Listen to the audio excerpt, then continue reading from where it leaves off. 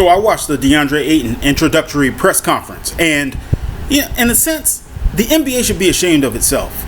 You know, look, at the end of the day, never forget, these are 18, at some point, these are 18 to 25-year-old young men.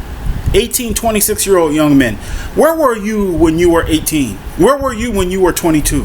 How effed up were you when you were 26? You know what I'm saying? And I'm watching DeAndre Ayton's introductory press conference, and he is the reasonable mind in the room. Over the course of his career, the kid is mad. And I'm not saying, I say kid because, look, I'm 48. And when I was 25, 26, I was just getting out the United States Navy. I was very immature. I look back at some of the things I did at that time, and I cringe. And I'm listening to this dude in this press conference, and he's making all the sense in the world. And many of the things he says are many of the things I articulated about DeAndre Ayton. He said explicitly, look, I was in the NBA Finals. I was something. I did great.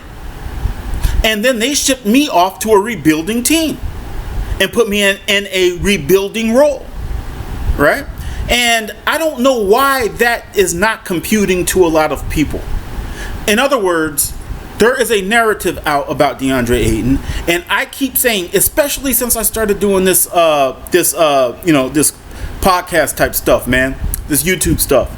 Yo, once a narrative is established, it is hard as hell to get people to come up off that and understand, hey, there's another way to think about this. I made one video a while back about how I think Nikola Jokic is not top 5 center of all time, and it's not even close. And I presented my logic for it, and I had people actually tell me, hey man, reason why you don't have any followers is because you say stupid shit like this, and you need to take this down. Why would I take it down if I believe it and I backed it up? I backed up my opinion with a solid foundation. Anyway, DeAndre Ayton states that he wants to play for a championship. The young man looks fantastic physically. You could see he's in excellent shape. They pressed him about his motor. And again, that's just more narrative shit. You have not seen enough of DeAndre Ayton to say that he has a poor motor. I haven't seen enough of DeAndre Ayton to say he has a poor motor. But the narrative has been established that the young man has a poor motor. And they asked him about it, and he said straight up, he said, look, that's on you. If you want to say I got a poor motor, that's on you. That's it. That's all I got to say. You are going to say what you want to say. You're going to establish the narratives you want established, and then you're going to feed those narratives, right or wrong. You're going to feed those narratives facts. Right? Facts and details and other made up shit in order to further establish your narrative. What you want me to say, man? That's what I heard. That's what the dude said. And I don't blame him one bit, man, because there is no point in combating people with your mouth when you are an NBA player. And yes, I said when you are an NBA player as opposed to other sports, because the NBA takes more heat than other sports. The NBA had to go and institute a dress code because the NBA understands what it looks like. David Stern, a lot of people shit on him, a lot of people congratulate him for putting in that dress code. I get it. Putting in that dress code made the NBA money. That's my opinion. Because David Stern understands America. He understands what America sees when they see in NHL hockey players get into bloody fistfights. Half of them ain't got no teeth. He understands what America sees when they see them doing it and what America sees when they see these guys doing it. David Stern got it. And while it is a necessary evil, mind you, I'm calling it an evil that you have to tell people how to dress and whatnot. At the time, it's what he felt had to be done. And while I may or may not agree with it, I get it. I totally get it. It's like, if you see, think about this. And you know, look, first of all, on this channel, I'm going to tell you straight up, I don't hide from shit. You may not agree with me on some things, but I know some things too. And because you don't agree with it, doesn't mean I'm going to stop knowing it or I'm not going to articulate it.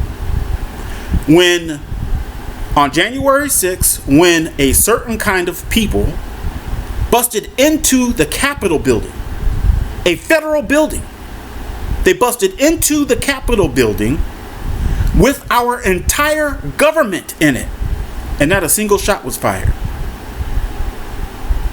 Actually, a shot was fired, true, because somebody died. But you know what I'm talking about. A mob like that comes, they should have mowed those people down. You can't have your government in a federal building and have a mob come and overrun it. You can't do that. But it was done because it looks different when certain people do certain things. And it looks another way when another group of people does stuff. And from what I heard, that's the maturity level that I heard out of DeAndre Ayton. DeAndre Ayton understands, hey, look. And I'm talking to you Laker fans too, many of you guys who keep saying he has a poor motor and all this other dumb shit. Right? You have not seen him play enough to state he has a poor motor. And you know it. If you're honest with yourself, you know it. And you're just feeding in simple-minded shit. You're feeding into narratives. You know? But yeah, when I heard him say that, I said, oh, this dude is on a maturity level. I read a step into that comment. I read a step further into it. When he says, hey, you guys talk about my motor, that's on you. You guys write what you want to write. He understands I'm a narrative. They've made me a narrative. And whether that narrative is true or not, they are going to feed that narrative until they can't. And I said the same thing about Dalton Connect at the beginning of last season.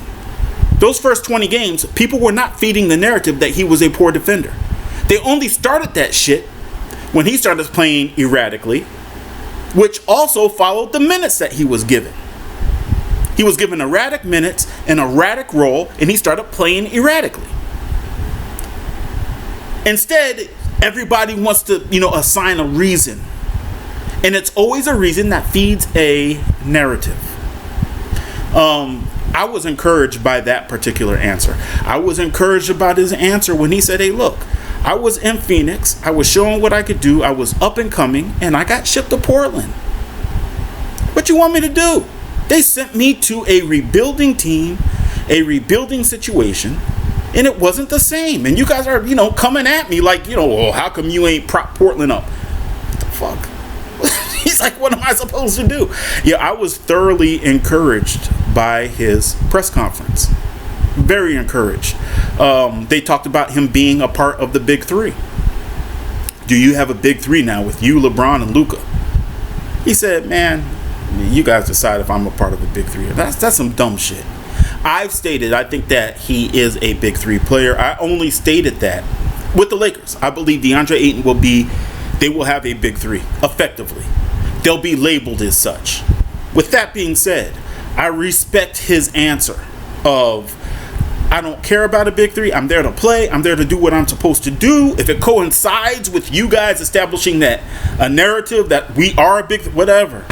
He's not on that dumb shit. Yo, I thought he was fantastic. And I will reiterate that the standard held against DeAndre Ayton and the standard held against Luka Doncic are night and day. And I'm not naive. I know that Luka Doncic is top flight, top five, arguably top five, arguably the face of the NBA, arguably the best player in the world. I get it. I totally get it.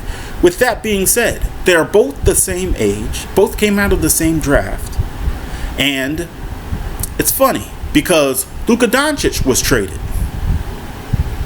Luka Doncic was traded, and you heard certain things about him. Some of it was true. In my opinion, some of what I heard was true.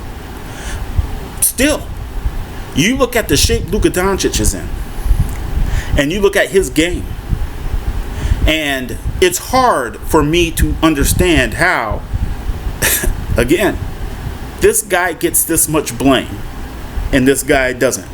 This guy over here is immature, childish, irresponsible, lazy, right? And this guy over here who is arguably the best player in the NBA. But obviously 15, 20 pounds overweight, poor shape, bad attitude, doesn't get back on defense, none of that shit. And it was held against DeAndre Ayton in a way that it was not held against Luka Doncic. And that is all I'm getting at. I'm telling you guys, I expect at some point this season, DeAndre Ayton to be a 22-12 type of center. I'm not saying he'll average that over the course of the season. I'm saying at some point in the season, he's going to hit that mark where every night you could expect from him 22 points, 12 rebounds a game, at least. At some point, he's going to hit that mark because it's not him. The young man sounds fantastic, and I get it. It's just talk at this point. I get it. But the points he made were true. They weren't just facts. They were the truth. And he should be given credit for that. He should be given credit for getting up and understanding with all the cameras pointed in his face. Understanding what, keeping the main thing. That's what he did. He kept the main thing. And he did not allow reporters who, in my opinion, want to take his words and use it in some way, shape, or form to feed into some bullshit narrative about him. He did not allow them to do that. He stayed above them. Yo, props to you, DeAndre Ayton. And, good luck to you as a Laker, man. I think you're going to kick ass and take names next year. I think that the impact you're going to have on the Lakers, the impact DeAndre Ayton is going to have on the Lakers, is going to be transitional. It's going to be a standard threshold shift from what we were last year to what we are next year. My biggest issue is Jeanie Buss and Rob Pelinka. They're the problem. And while people keep wanting to point the finger, even though he hasn't set foot on the court, I hear people coming down on DeAndre Ayton. And I hear people talking about LeBron James. Yo, they're not your problem. They aren't your problem. They've never been your problem. Your problem is the legacy hire, the entitlement hire of Jeanie Buss and Rob Pelinka. And you fix that. You fix a lot. But I just heard Jeanie Buss is going to be the Lakers governor for 5 more years. So I don't find that encouraging. I think that's terrible. Anyway, again, DeAndre Ayton, good on you. You sound great. You stay in fantastic shape. Put forth that's the other thing. Dude said, yo, you put me in this situation, it's a different story. I could do different things. Right? You put me next to LeBron James and Luka, I understand the game. I know what they do. If I don't come up, I fucked up. That's basically what dude said, man. And props to him. Anyway, y'all, this is Pure Uncut Lakers. Please like and subscribe. I tried to give my point of view from a real place. A lot of these channels, man, I like them. I watch them. I listen to them when I'm on the Stairmaster. But what they say is like vanilla. It's like what they really want to say, they don't say. And it's almost like they're not allowed to cross a line. And I maintain, I don't necessarily believe that they are in cahoots with the Lakers organization. But a lot of times they come off like that. Because the problem is kind of never really the problem. If Luka is messing up, Luka's name is too big. And they won't give him the heat that they should give him.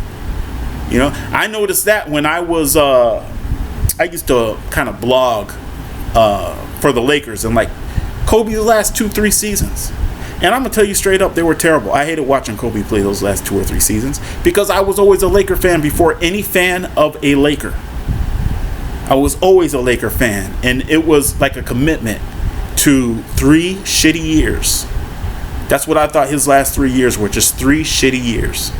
And, to watch Jeanie Buss and Rob Pelinka, Jeanie Buss use him as a cash cow, and I thought it was terrible.